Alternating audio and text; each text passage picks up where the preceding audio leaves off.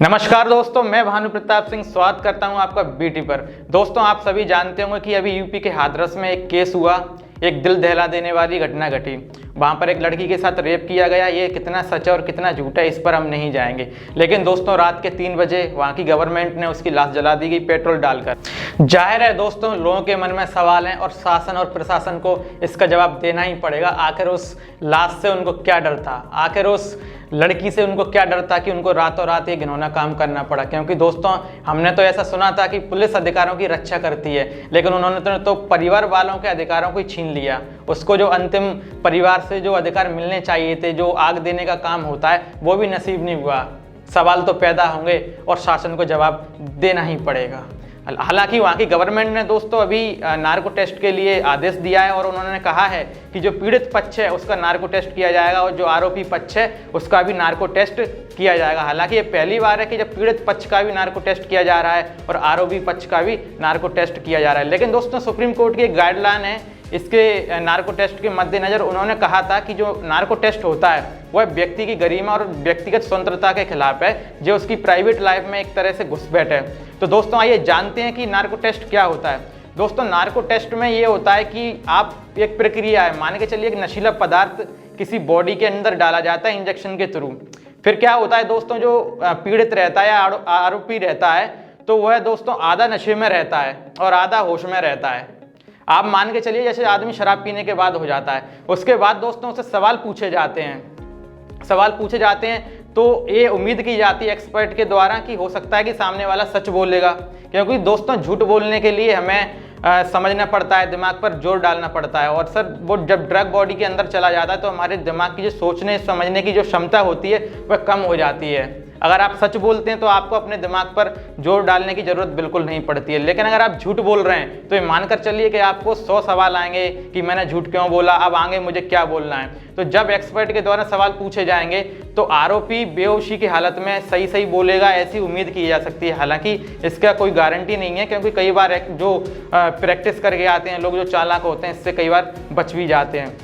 दोस्तों, narco test तो एक टर्म है, इसके अंडर में 3 टेस्ट आते हैं। नार्को एनालिसिस ये वही है दोस्तों, इसमें ड्रग्स दिया जाता है और फिर लोगों से सवाल किए जाते हैं। फिर जो विशेषज्ञ टीम होती है वो जांच करती है कि जो सामने वाला बता रहा है वो सच है या झूठा है। इसका सबसे अच्छा उदाहरण मैं आपको देता हूँ, रिलेट करने की कोशिश करना। हालांकि कोई पुख्ता नहीं है कि यही होगा। सपोज कीजिए दोस्तों, एक शराब पीने वाला व्यक्ति है। आम जनता और आम लोगों में राय होती है कि अक्सर आदमी शराब पीने के बाद सच बोलता है। दोस्तों ऐसा क्या होता है? क्योंकि शराब पीने के बाद आदमी ना तो पूरी तरह बेहोश होता है और ना ही होश में होता है। और जब भी आपने देखा होगा कि शराब पीने वाला आदमी अगर किसी से मोहब्बत करता है तो वो निखर के आती है, और अगर नफरत भी करता है दोस्तों तब भी वो उभर के आती है। क्योंकि उसको जो दिल में होता है वही दिमाग में होता है। ऐसा नहीं हो सकता कि उसके दिमाग में कुछ और चल रहा हो और दिल में कुछ और चल रहा हो।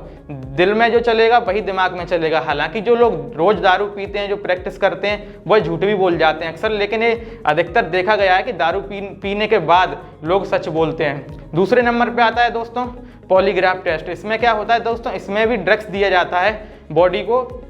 लेकिन दोस्तों इसमें जो झूठ बोलते समय जो पीड़ित होता है या जो आरोपी होता है उसकी हरकतों को देखा जाता है। जैसे झूठ बोलते समय आपके हृदय की गति बढ़ सकती है, आपके पसीना आ सकता है, हो सकता है आपको घबराहट आ जाए, हो सकता है कि आपको चक्कर आ जाए।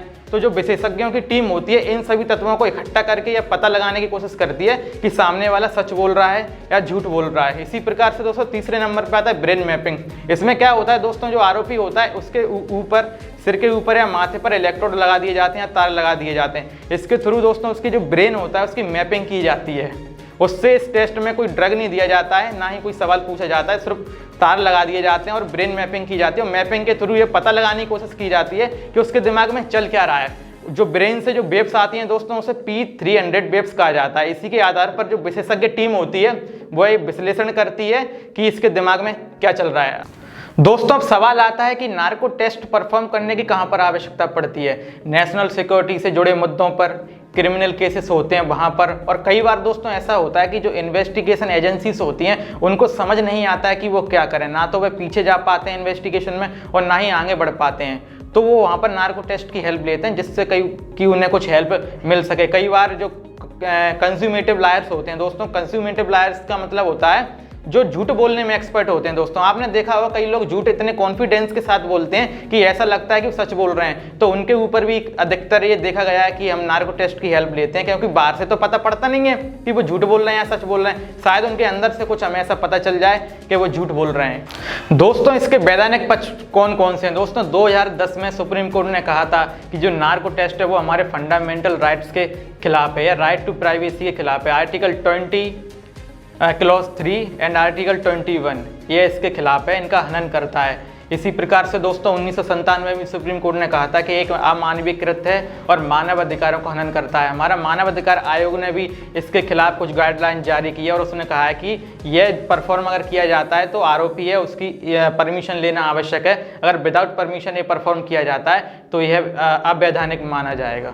दोस्तों सीआरपीसी की धारा 161 क्लॉज 2 ये साफ साफ कहती है कि आप अगर इसे परफॉर्म करना चाहते हैं तो आरोपी की परमिशन जरूरी है। अगर विदाउट परमिशन ये परफॉर्म किया जाता है तो यह अवैधानिक कहलाएगा। इसी प्रकार से सुप्रीम कोर्ट ने 2010 में यह भी कहा था कि दोस्तों अगर आप इसे किसी आरोपी पे परफॉर्म करने जा रहे हैं तो आप उसकी और जो ऑल रिस्क हैं आप आरोपी को बताएं, इसके परिणाम क्या हो सकते हैं, इसके पॉजिटिव एस्पेक्ट क्या हो सकते हैं, इसके नकारात्मक परिणाम क्या हो सकते हैं। अगर इसके बाद भी आरोपी ये इजाज़त देता है कि हाँ मैं रेडी हूँ नार्को टेस्ट के लिए, तो आप परफॉर्म कर सकते हैं और ये वैधानिक कहलाएगा। लेकिन दोस्तों सब कुछ आपको बताना पड़ेगा उसको, लेकिन कोर्ट ने ये साफ कहा है कि परफॉर्म करने के बाद भी ये साफ है कि रिजल्ट कुछ भी आए, चाहे वो सकारात्मक हो निगेटिव हो, कोर्ट उसे एविडेंस के तौर पर, सबूत के तौर पर मान्यता नहीं देगा, साक्ष्य के रूप में मान्यता नहीं देगा। आप इन्वेस्टिगेशन में इसकी मदद ले सकते हैं लेकिन कोर्ट इसको सबूत के तौर पर नहीं मानेगा। और 2010 में यह भी बताया गया था कोर्ट के ही द्वारा कि आप किसी व्यक्ति को मजबूर नहीं कर सकते स्वयं के खिलाफ गवाही देने के लिए। दोस्तों बहुत बड़ा डिसीजन था, सुप्रीम कोर्ट ने साफ साफ कहा था। अभी हमने बात की दोस्तों कि भारत में नार्को टेस्ट से जुड़े क्या क्या प्रावधान है, लेकिन दोस्तों अब बात करते हैं इंटरनेशनल लॉ की, अंतर्राष्ट्रीय स्तर पर इससे जुड़े क्या क्या कानून है। दोस्तों यूरोपीय कन्वेंशन हुई थी, वहाँ पर फंडामेंटल राइट्स और व्यक्तिगत आज़ादी की बात की गई थी। अंतर्राष्ट्रीय स्तर पर इसका पूरा ख्याल रखा गया है कि जो मानव अधिकार होते हैं उसका हनन ना हो। हालांकि मैं इसको ज़्यादा डिटेल में एक्सप्लेन नहीं करूंगा दोस्तों, अगर आप जानना चाहते हैं तो आप वीडियो को पॉज करके पीपीटी में पूरे लॉ, इंटरनेशनल लॉ देख सकते हैं। अब बात करते हैं नार्को टेस्ट के लिमिटेशंस के। दोस्तों इसका कोई साइंटिफिक प्रूफ नहीं होता है और इसकी जो एक्यूरेसी है वो भी 100% नहीं होती है।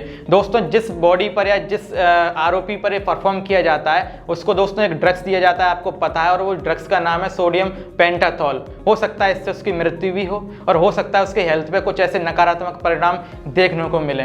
दोस्तों ये मैं आपको बता चुका हूँ कि इसको कोर्ट एविडेंस के तौर पर मान्यता प्रदान नहीं करता है।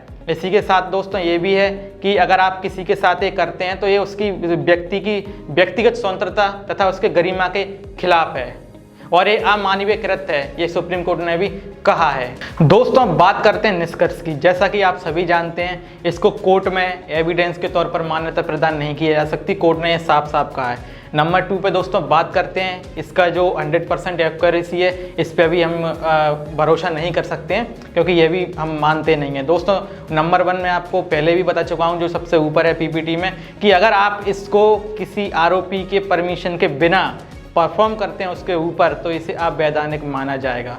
अगर वो परमिशन देता है तभी आप इसको परफॉर्म कर सकते हैं उसके ऊपर।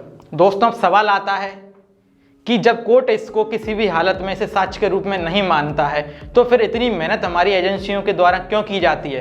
पुलिस ऐसा क्यों करती है नार्को टेस्ट करने के लिए जब कोर्ट मना कर चुका है कि हम इसे एविडेंस के तौर पर नहीं मानेंगे? दोस्तों इसका रीज़न है, हो सकता है कि कोर्ट उसको एविडेंस के तौर पर ना माने, लेकिन जब इन्वेस्टिगेशन की जाती है तो ये ऐसा हो सकता है कि आप जब नार्को टेस्ट परफॉर्म कर सकते हैं तो आपको वहाँ से कोई ऐसा क्लू या कोई ऐसा साक्ष्य मिल जाए वहाँ से, उसके थ्रू कि आपकी इन्वेस्टिगेशन अच्छे हो जाए और आप आगे अपनी इन्वेस्टिगेशन को बढ़ा सकें। होता क्या है ना दोस्तों कि जब आप इन्वेस्टिगेशन करते हैं तो कई बार ऐसी सिचुएशन हो जाती है कि ना तो आपकी इन्वेस्टिगेशन आगे बढ़ती है और ना ही आपकी इन्वेस्टिगेशन पीछे जाती है। तो वहाँ पर सबसे अच्छा ये होता है कि जहाँ से हमने शुरू की थी वापस वहीं पर जाएँ और जो आरोपी है उसी से पूछा जाए। जैसे उदाहरण के तौर पर आप मान के चलिए मेरा नार्को टेस्ट हो रहा है और मैंने नार्को टेस्ट में ये कहा कि मैंने 5 किलोमीटर एक स्थान पर वहाँ पर लाश गाड़ी और मैंने वहाँ पर मर्डर किया था। वहाँ पर पुलिस जाएगी और वहाँ पर ज़मीन में खोदेगी और अगर वहाँ पर लाश मिलती है तो वो एविडेंस के तौर पर माना जाएगा, लेकिन मैंने बोला है इसे एविडेंस के तौर पर नहीं माना जाएगा। दोस्तों मुझे लगता है कि आप समझ गए होंगे कि नार्को टेस्ट क्या होता है, इससे जुड़ी विभिन्न बातों को और मुद्दों को और अच्छा, और अगर आप समझना चाहते हैं तो आपको मैं याद दिलाना चाहता हूँ कि जो कशाप था दोस्तों, उसका भी नार्को टेस्ट हमारी एजेंसीज के द्वारा किया गया था। और आरूसी हत्याकांड बहुत चर्चित हत्याकांड था दोस्तों, सीबीआई ने वहाँ पे भी नार्को टेस्ट परफॉर्म किया था। तो दोस्तों इस वीडियो को मुझे लगता है आपको पसंद आया होगा, और पसंद आता है तो लाइक करें, शेयर करें, और अगर आपका कोई सुझाव है हमारे प्रति तो आप कमेंट करें, निश्चित तौर पर हम उस पर काम करेंगे। तो मिलते हैं एक नए वीडियो में एक नए टॉपिक के साथ, तब तक के लिए बहुत बहुत धन्यवाद।